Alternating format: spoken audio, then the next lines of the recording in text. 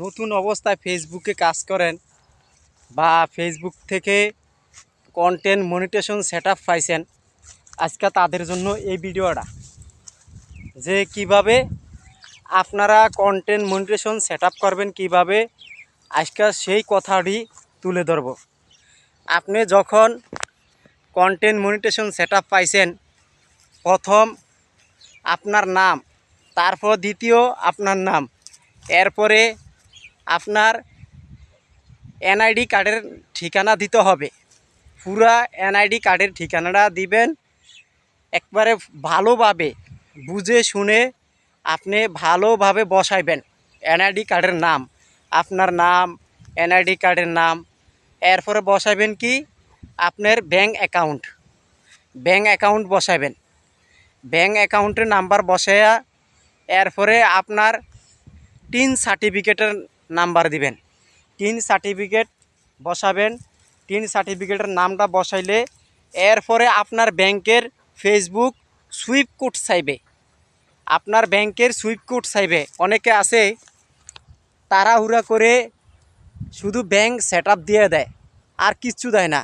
এরপরে যখন আপনি ফেসবুক থেকে ইনকাম করেন, আপনার ডলারটা যখন পাঠাবে তখন ফেসবুক আপনার সুইপ কোড খুঁজে পায় না।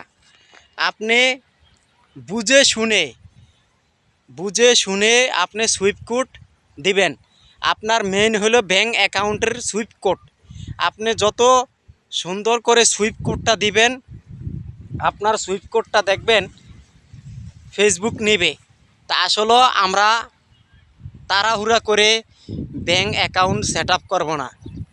আপনি আপনার প্রথম ব্যাঙ্ক অ্যাকাউন্ট সেট আপ করবেন, মানে আপনি কন্টেন্ট মনিটেশন সেট আপ পাইছেন।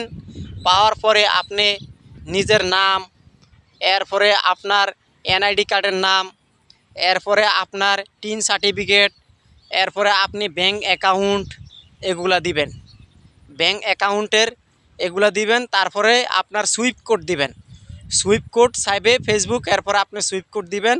তারপরে আপনার এই সুইপ কোডটা নিলে আপনার ব্যাঙ্ক অ্যাকাউন্ট সেট আপ হয়ে যাবে, বুঝছেন ভাই। এরপরে আবার সুইপ কোডের পরে দেখা গেছে কি আরেকটা আপনার অ্যাড্রেস চাই, যে কি আপনি কি চাকরি করেন, সেই চাকরির আপনি কত টাকা বেতনে চাকরি করেন ওইটার ট্যাক্স অনুমতিতেও চায়। আমারটা চাইছে, আমি দিছি।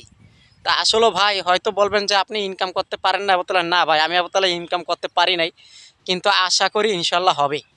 তা আসলে সবাই সরকারি লাইসেন্সগুলো ঠিক করে আপনার ব্যাঙ্ক অ্যাকাউন্ট সেট আপ করবেন, তাহলে দেখবেন আপনার পুরা অ্যাড্রেসটা ঠিক মতন হলে আপনার নামে ফেসবুকে অ্যাকাউন্টে অর্থ দিবে।